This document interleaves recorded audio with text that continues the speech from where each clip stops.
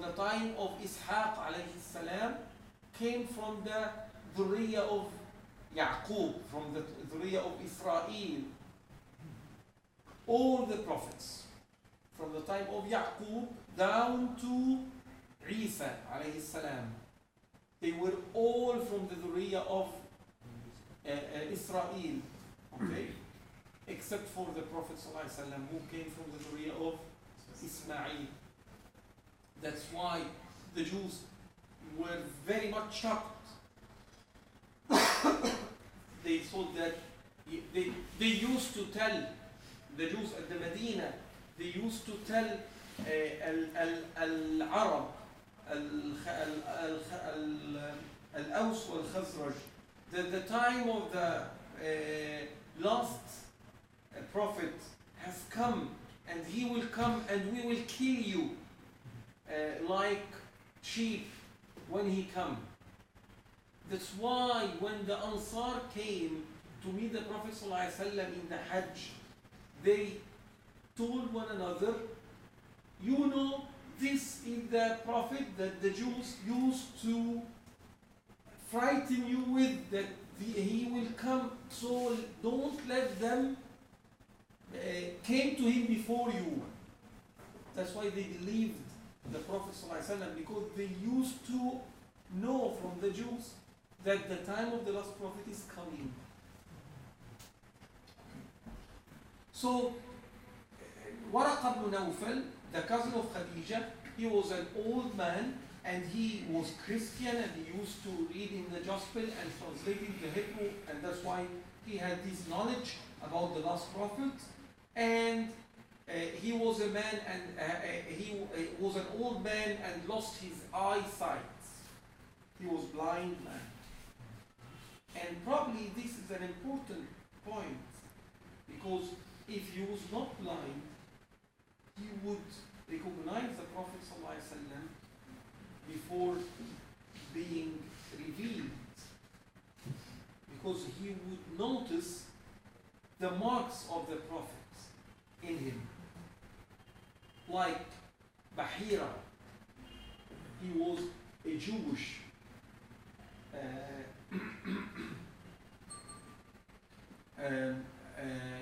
in the area between Mecca and Al-Sham. And when the Prophet ﷺ came out with his uncle, and he was very young yet, he saw him. He told him, return him back. If the Jew saw him, they will kill him, because they would know that he is a prophet. The Prophet ﷺ at that time was still child. So he recognized the signs of the Prophet in the Prophet ﷺ. There are alamat al-nubuwah, the marks. But Waraqa was a blind man, so he didn't see the Prophet ﷺ. That's why he didn't make a remark of this. But when he was told the story, Khadija said to Waraqa, listen to the story of your nephew, my cousin. Waraqa asked, oh my nephew, what have you seen? Prophet ﷺ described what he had seen. Waraqa said, this is the same one who keeps the secrets, meaning Angel Jibreel, whom Allah subhanahu wa ta'ala sent to Moses. I wish I were young and could live up to the time when your people would turn you out. And look for this. This is another very strong point. He just was telling him that you are going to be a prophet.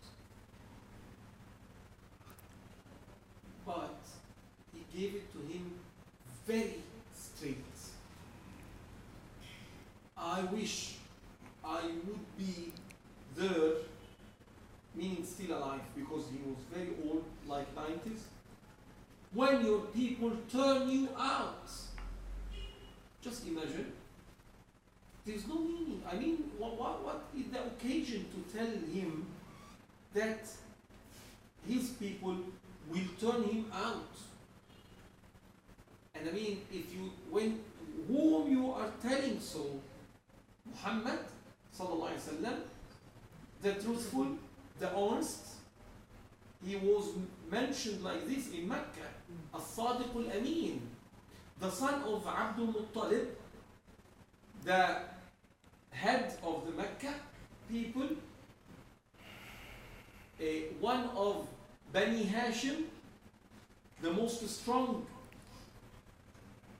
part among the tribe of Quraysh, telling him that your people whom come to you in everything and whom mentioning you as As-Sadiq al-Amin, and you having your power and your tribe, and they will turn you out, and you're telling me I am having the revelation from Allah subhanahu wa ta'ala, and this is the angel Jibreel, and then you're telling me at the same time that my people will turn me out?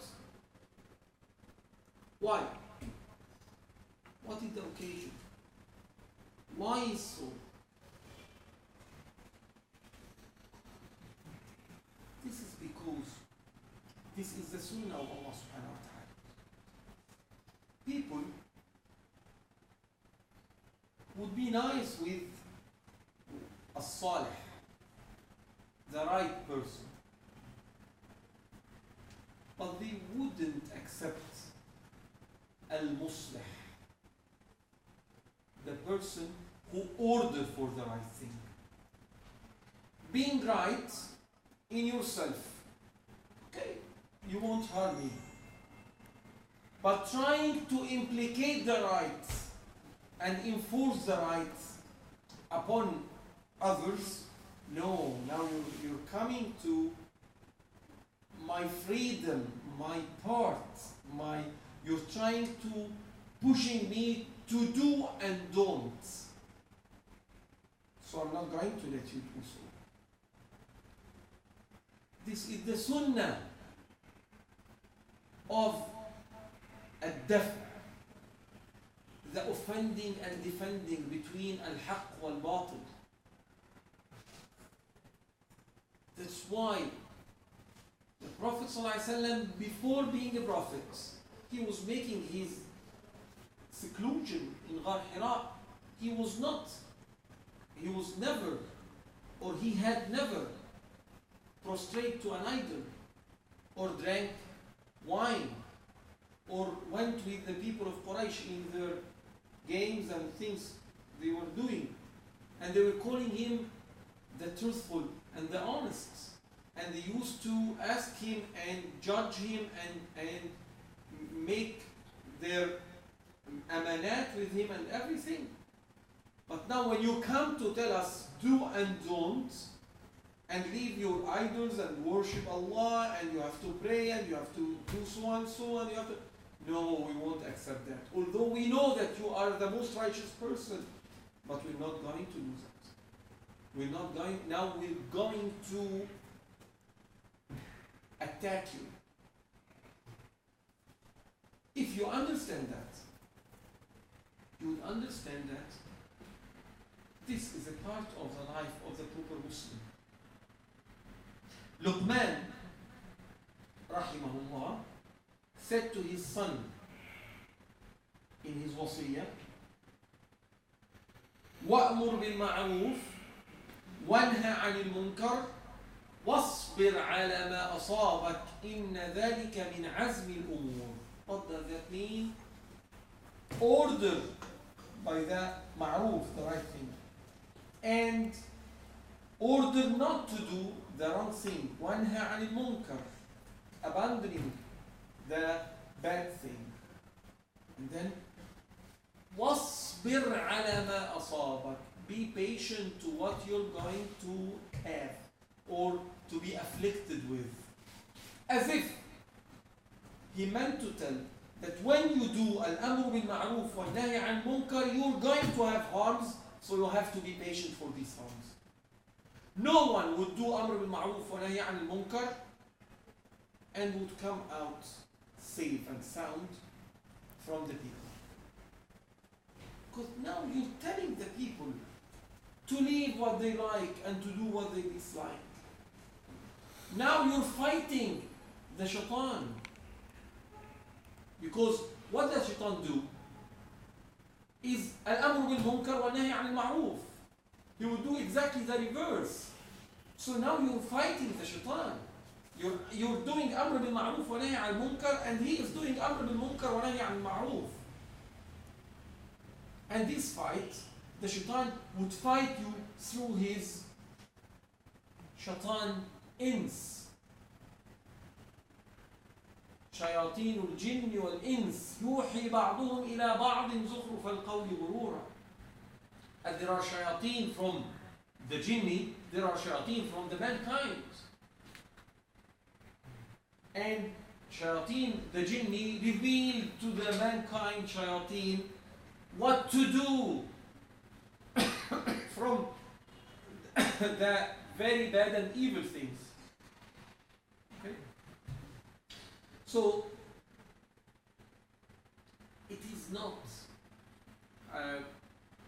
something to, as Allah subhanahu wa ta'ala mentioned, Ya Yahya khudh al-kitaba biquwwa. O Yahya, take the book of Allah, take it forcibly. Here, Waraqa said, in the very first day, that your people will turn you out. So the Prophet ﷺ was astonished. Me? أَوَ مُخْرِجِيَّهُمْ? My people will turn me out? I mean, it's very difficult to believe this. My people will turn me out? أَوَ مُخْرِجِيَّهُمْ? So, Waraqa said, no one came with, replied in the affirmative answer, anyone, man, who came with something similar to what you have brought was treated with enmity. And if I should remain alive till the day when you will be turned out, then I would support you strongly. And that's why scholars consider Waraqa as a Muslim. Because he said Muhammad Rasulullah. He actually was the very first one to say that he is Allah's apostle. And this was the revelation of Allah subhanahu wa ta'ala to him through angel Jibreel. And of course he said forehead La ilaha illallah, because he was upon the proper Christianity, not the Trinity and these falsehoods. And then, but after few days, Waraqa died, and the divine inspiration was also paused for a while. And you know that the angel Jibreel, after coming to the Prophet ﷺ in Ghar Hira, stopped for a while before starting to come again, and the revelation started afterward. Then, narrated Jabir ibn Abdullah al-Ansari, while talking about the period of pause in revelation, reporting the speech of the Prophet ﷺ, while I was walking, all of a sudden I heard a voice from the sky. I looked up and saw the same angel who had visited me at the cave of Hira, sitting on a chair between the sky and the earth. I got afraid of him and came back to home and said, wrap me in blankets. And then Allah revealed the following holy verses of the Quran. O you, Muhammad, wrapped up in garments, arise and warn the people against punishment up to and desert the idols. After this, the revelation started coming strong and frequently and regularly. And this is the continuation by Jabir ibn Abdullah saying that the Prophet ﷺ said that while he was walking in Mecca, رأيت الملك الذي جاءني في غار حراء جالس على كرسي بين السماء والأرض. And when he saw Jibreel sallallahu alaihi wasallam, he ran to his home and he said, "Zammiluni, zammiluni," meaning wrap me with clothes. And he was again frightened. Then the revelation come down to him directly. This time was not with Jibreel, but he had it directly. يا أيها المزمل قم فأنذر وربك فكبر وثيابك فطهر والرجز فاهجر. And this was now the obvious revelation, and then it started to continue and to become regularly. Okay. So this hadith, as you see, is the start of the revelation, how it comes to the Prophet ﷺ and how it works up and how the Khadija used to do. And of course, if we go more in the hadith, there are much more to have from benefits and from what we can understand, but just to go around. Inshallah, next time we're going to mention some other hadith. Among them is the very lengthy hadith of Hiraql with Abu Sufyan ibn Harb radiallahu anhu, which again has a lot of benefits, inshallah, that we're going to go through. أقول ما تسمعون وأستغفر الله عز وجل لي ولكم وسبحانك اللهم وبحمدك أشهد أن لا إله إلا أنت أستغفرك وأتوب إليك.